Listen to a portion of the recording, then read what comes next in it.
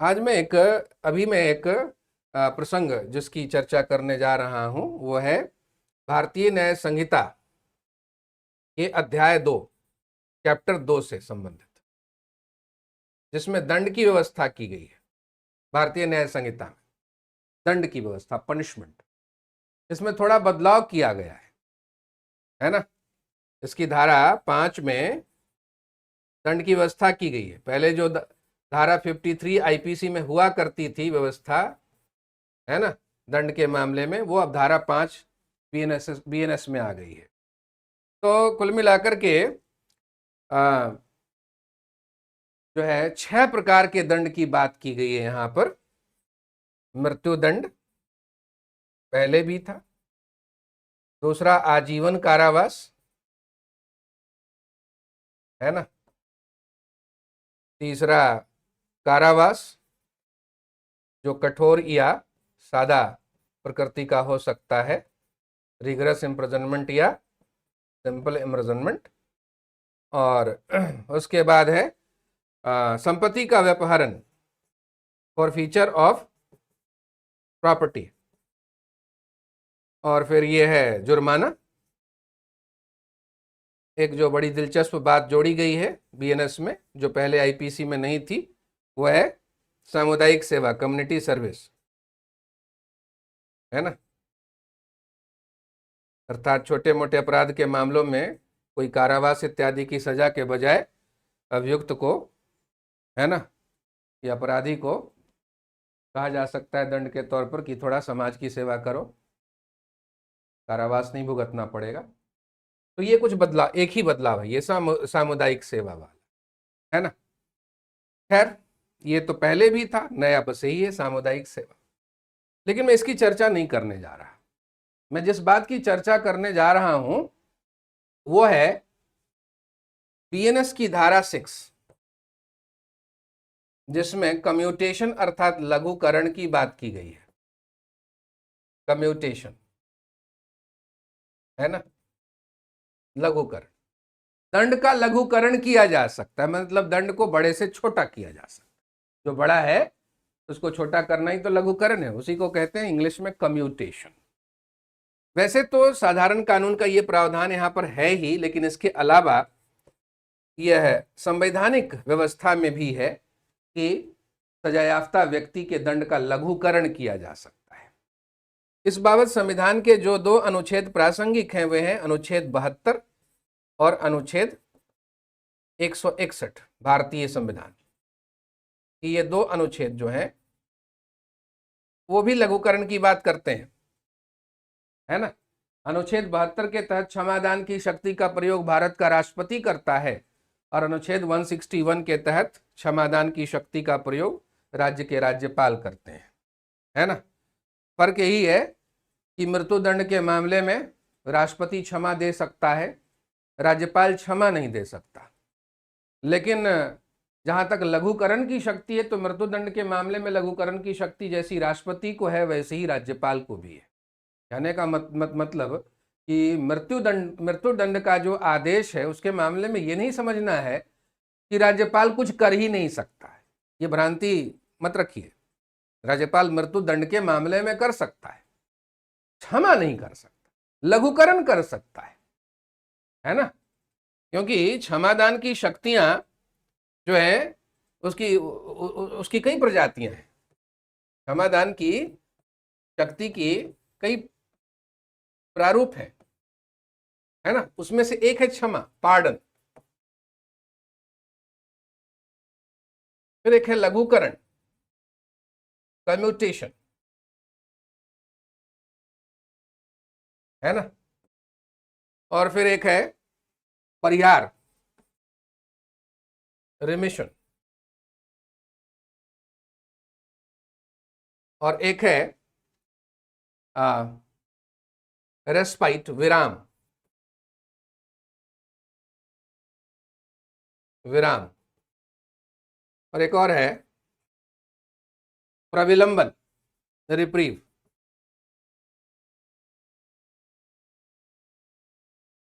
तो जो मैं कहना चाह रहा था, जो मैं आपको समझाना चाह रहा था वो ये है कि मृत्युदंड के मामले में मृत्यु दंड के मामले में क्षमा ये देने की शक्ति सिर्फ राष्ट्रपति को है, राज्यपाल को नहीं।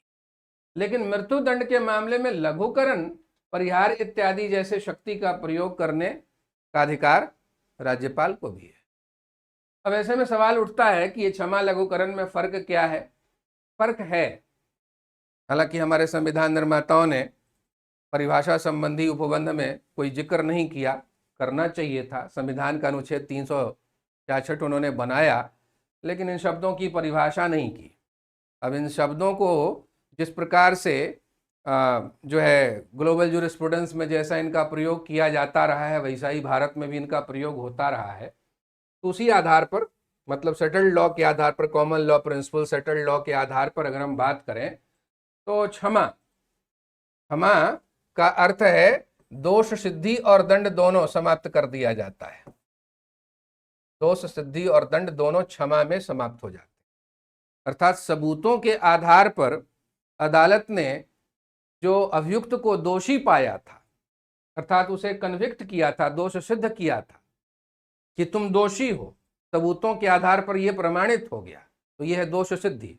और दोष सिद्धि का सीधा परिणाम है दंड, दंडादेश। तो दोष सिद्ध पहले करता है न्यायालय सबूतों के आधार पर। अगर दोष सिद्ध नहीं हुआ तो अभियुक्त बरी कर दिया जाएगा कि भाई तुम्हारे खिलाफ सबूत पर्याप्त नहीं थे, इसलिए तुम्हें संदेह का लाभ दिया जाता है और बरी किया जाता है। लेकिन सबूत पर्याप्त हैं, तुम्हारे गिल्ट की तरफ, तुम्हारे दोष की तरफ पर्याप्त रूप से इशारा कर रहे हैं, तो तुम्हें दोष सिद्ध किया जाएगा और दोष सिद्धि के बाद दंड भी मिलेगा, है ना। तो दोष होना या दूषित होना अपने आप में एक बहुत बड़ा भार है, बहुत बड़ा बोझ है ना। एक टेंट चिपक गया, TAINT, है ना, एक दाग चिपक गया दोष सिद्धि के कारण, और दंड भी है। तो मृत्यु दंड के मामले में क्षमा अर्थात दोष सिद्धि और दंड दोनों का समापन सिर्फ राष्ट्रपति कर सकता। दंड भी खत्म हो गया, जो मृत्यु दंड था, अगर राष्ट्रपति ने क्षमा प्रदान कर दी तो मृत्यु दंड तो समाप्त हो ही गया पूरी तरह से, दोष भी एकदम धुल गया, है ना, एकदम शुद्ध हो गया आदमी। अब वो किसी नौकरी से बर्खास्त हुआ था, तुरंत उसको वापस नौकरी में ले लो। सेना से कहीं बर्खास्त हुआ था तो सेना में बाइज्जत उसको फिर से रख लो, है ना। कहने का मतलब कि अब वो ससम्मान जिंदगी जिएगा। उसे तुम मर्डरर कहोगे तो वो मानहानि का केस कर सकता। दोष ही धुल गया, दंड भी खत्म हो गया। यह असाधारण, ये जो असाधारण शक्ति है, उसका प्रयोग मृत्यु दंड के मामले में सिर्फ राष्ट्रपति। लेकिन जैसा मैंने कहा कि मृत्यु दंड के मामले में लघुकरण की शक्ति का प्रयोग राष्ट्रपति की तरह राज्यपाल भी कर सकते हैं, है ना। लघुकरण होता क्या है? एक बड़ा दंड है, उसको छोटा कर दो, है ना। जैसे डेथ है, तो डेथ को छोटा करोगे तो नेक्स्ट निचला स्टेप है लाइफर, आजीवन कारावास। तो अगर मृत्यु दंड का लघुकरण किया जाए तो आजीवन कारावास बन जाएगा, और आजीवन कारावास अगर है तो उसका भी लघुकरण किया जा सकता है। कोई ऐसी कैद की सजा होगी जो 7 वर्ष से कम की ना हो, है ना। ये कौन बतला रहा है? ये स्पष्ट रूप से बतला रहा है 474 BNSS, जो पहले 433 CRPC हुआ करता था, कि अगर आजीवन कारावास की सजा का लघुकरण करोगे, अगर राष्ट्रपति या राज्यपाल आजीवन कारावास की सजा का लघुकरण करें तो कोई ऐसी सजा देंगे जो 7 वर्ष या उससे अधिक की हो, है ना। और जहां पर 7 वर्ष या अधिक के कैद की सजा है, उसका अगर लघुकरण करना है तो वो 3 वर्ष या उससे अधिक के कैद की सजा पर आकर के रुकेगा। या जहां 7 वर्ष से कम के कैद की सजा है, तो भारतीय नागरिक सुरक्षा अधिनियम की धारा 474 बतलाती है कि 7 वर्ष से कम के कारावास के सजा के मामले में जो लघुकरण होगा वो जुर्माने पर आ जाएगा, जुर्माना। समझ गया ना बात को? ये नया कानून बतला रहा है बहुत स्पष्ट तरीके से, बढ़िया है ये 474 CRPC भारतीय नागरिक सुरक्षा अधिनियम। वो कह रहा है मृत्यु दंड का लघुकरण आजीवन कारावास के रूप में किया जा सकता है। आजीवन कारावास का लघुकरण कोई ऐसी कैद की सजा के रूप में किया जा सकता है जिसकी मात्रा 7 वर्ष से कम की नहीं होगी। और अगर दंड 7 वर्ष या उससे अधिक के कारावास की सजा के रूप में है, और उसका लघुकरण अगर इन संवैधानिक पदधारियों के द्वारा किया जाता है तो वो 3 वर्ष या उससे अधिक के कैद की सजा के रूप में होगा। अर्थात 3 वर्ष से कम के कैद की सजा के रूप में 7 वर्ष या उससे अधिक की सजा वाले दंड का लघुकरण नहीं हो सकता। और जहां कोर्ट के द्वारा 7 वर्ष से कम की कोई सजा सुनाई गई, सपोज कीजिए 6 वर्ष की, 5 वर्ष की, 3 वर्ष की, तो ये वाला अगर लघुकरण हुआ तो ये जुर्माने में बदल जाएगा, जुर्माने में, फाइन में। यही है लघुकरण की बात, जो भारतीय नागरिक सुरक्षा अधिनियम, भारतीय नागरिक सुरक्षा संहिता 2023 के धारा 474 में कही गई है, जो पहले सीआरपीसी की धारा 433 हुआ करती थी, है ना।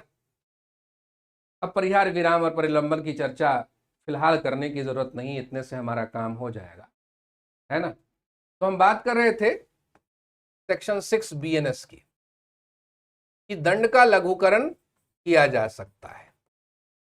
कैसे किया जाएगा, ये बात बतलाई गई है धारा 474 बीएनएसएस के अंदर में, है ना। धारा 474 बीएनएसएस में जो कहा गया है वही मैंने आपको समझाया। मृत्युदंड को आजीवन कारावास में कम करो, आजीवन कारावास को 7 वर्ष या से अधिक के कैद की सजा में उसका कर सकते हैं। 7 वर्ष से अधिक के कैद की सजा है तो उसको 3 वर्ष या उससे अधिक के कैद की सजा में लघुकरण कर सकते हैं। 7 वर्ष से कम के कैद की सजा है तो जुर्माना में उसको बदल सकते हैं राष्ट्रपति जी या राज्यपाल महोदय। राष्ट्रपति अगर इस शक्ति का प्रयोग करते हैं तो संविधान के अनुच्छेद 72 के तहत वे ऐसा करेंगे, और राज्यपाल यदि इस शक्ति का प्रयोग करते हैं तो संविधान के अनुच्छेद 161 के तहत इस शक्ति का वे प्रयोग करेंगे। क्लियर बात है ये। और जाहिर सी बात है कि इस शक्ति का प्रयोग करते हुए वे अपने मंत्रिपरिषद व अपने कैबिनेट की सलाह के अंतर्गत कार्य करने के लिए बाध्य हो। ये उनकी विवेकाधीन शक्ति नहीं है, ये सुप्रीम कोर्ट के कई फैसलों से स्थापित हो चुका। अर्थात मंत्रिपरिषद की सलाह पर ही शक्ति का प्रयोग उनके द्वारा किया जाता है। और किसी प्रकार से अगर शक्ति के प्रयोग के मामले में मनमानेपन या आर्बिट्रेरनेस की स्थिति का आरोप लगे तो फिर से इसकी न्यायिक समीक्षा भी हो सकती है, और न्यायिक समीक्षा के माध्यम से खासतौर से उच्चतम न्यायालय कोई भी असाधारण आदेश पारित करते हुए दंड की मात्रा में कोई भी बदलाव कर सकते हैं। तो इस प्रकार से लघुकरण की बात नए कानून में भी की गई, पुराने कानून में भी थी। नया कानून है भारतीय नागरिक सुरक्षा संहिता, पुराना कानून था क्रिमिनल प्रोसीजर कोड 1973, है ना। तो इस तरह से अब लघुकरण की शक्ति का प्रयोग किया जाता है। अब जहां तक हम बात करें आजीवन कारावास की, ये भी बड़ा रहस्यमय सा प्रश्न रहा है कि होता कितना है ये। भी उच्चतम न्यायालय के फैसलों से एकदम स्थापित हो चुका है। आजीवन कारावास का मतलब है फुल लाइफ, पूरी जिंदगी, ता उम्र, पूरी लाइफ चलेगी, जब तक आदमी मर न जाए, जेल में ही मार दो, है ना। कुछ मरते भी हैं जेल में, है ना। जो बड़े संगीन अपराध के आरोपी होते हैं, आतंकवादी घटनाओं में जिनका जिनका वो जुर्म साबित हो जाता है ना, तो उनको काफी लंबे समय तक कैद में रखा जाता है। लेकिन आजीवन कारावास का जो एक साधारण सा अर्थ बन गया है ना, एकदम एक देसी मतलब जो बन गया है वो है 20 वर्ष की सजा। ये 20 वर्ष वाला कंफ्यूजन कहाँ से पैदा होता है? ये इंडियन पिनल कोड से भी पैदा होता है, और जो नया कानून है बीएनएस उससे भी ये कंफ्यूजन पैदा होता है कि आजीवन कारावास की जो सजा है वो 20 वर्ष की इक्विवेलेंट मानी जाएगी, 20 वर्ष के समान मानी जाएगी। ऐसा क्यों है? कहा गया है कि दंड के भिन्नों की गणना करते समय, दंड के भिन्नों की गणना करते समय, अर्थात पनिशमेंट का जो फ्रैक्शन अगर आप काउंट करोगे, है ना, पनिशमेंट का फ्रैक्शन काउंट करते समय आजीवन कारावास को 20 वर्ष का माना गया। मतलब एब्सोल्यूट टर्म में नहीं, रिलेटिव टर्म में, सापेक्षीय रूप से माना गया है। एकदम से अलग, पूर्ण या आत्यंतिक रूप से नहीं माना गया कि आजीवन कारावास का मतलब ही है 20 साल, नहीं। वो एक कंटेक्स्ट में, एक संदर्भ में ये बात कही गई, और संदर्भ क्या है? तुलनात्मक संदर्भ है ना। संदर्भ क्या है वो समझिए। जैसे भारतीय न्याय संहिता हो या पुरानी आईपीसी हो, दोनों में ही जो अटेम्प्ट है, अपराध करने का प्रयत्न, वह भी दंडनीय अपराध है। अपराध के लिए प्रयत्न करना भी दंडनीय अपराध है। और अगर अपराध का प्रयत्न तो किया गया लेकिन अपराध हुआ नहीं, तो ऐसे में उस प्रयत्न के लिए भी सजा का प्रावधान है, लेकिन उतनी सजा नहीं होती उसमें। अगर अपराध हो गया होता, अपराध घटित हो गया होता, तो जितनी मात्रा में अधिकतम सजा मिल सकती थी उससे कम सजा दी जाती है जब सिर्फ प्रयत्न ही प्रयत्न हुआ और अपराध नहीं हुआ, है ना। तो कानून कहता है, आईपीसी की तरह बीएनएस भी कहता है कि अगर प्रयत्न सफल नहीं हुआ तो उस अपराध के लिए जो अधिकतम दंड हो सकता था या जो अधिकतम दंड कानून में दिया गया था, उसके 1/4 से ज्यादा दंड प्रयत्न के लिए नहीं दिया जाएगा। ध्यान दीजिए बात पे।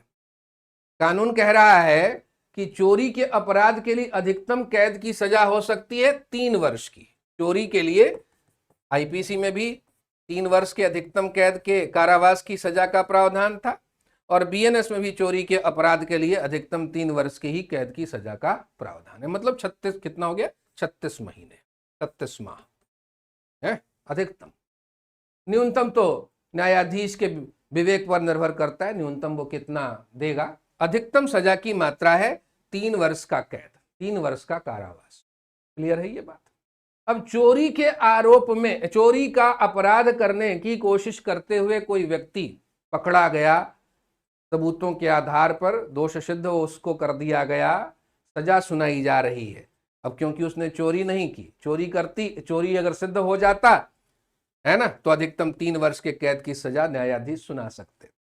चोरी का प्रयत्न उसके ऊपर आरोप के तौर पर सिद्ध हुआ, तो न्यायाधीश उसको अधिकतम कितनी सजा दे सकता है?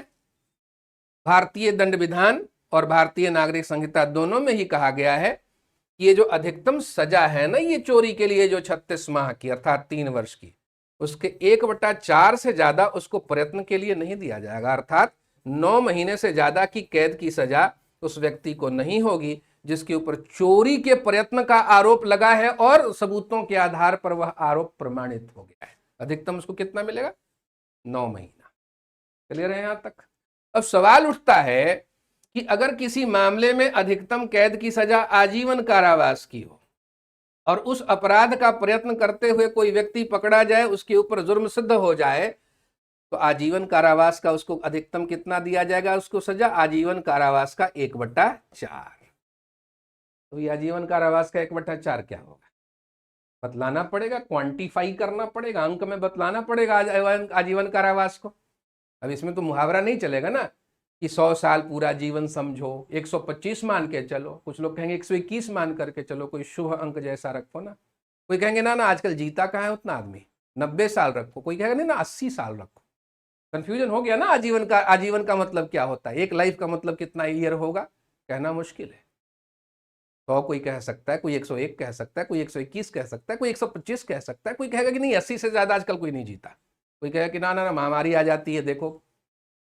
तो पूरे जीवन का काल कितना होगा ये कानून ने यहां पर बतला दिया है ना, कि अगर आजीवन कारावास का भिन्न फ्रैक्शन कैलकुलेट करना है तो आजीवन कारावास को बस 20 वर्ष का मानो, है ना। तो 20 वर्ष का मानेंगे, और तो ऐसी स्थिति में अधिकतम उस मामले में 5 वर्ष के कैद की सजा।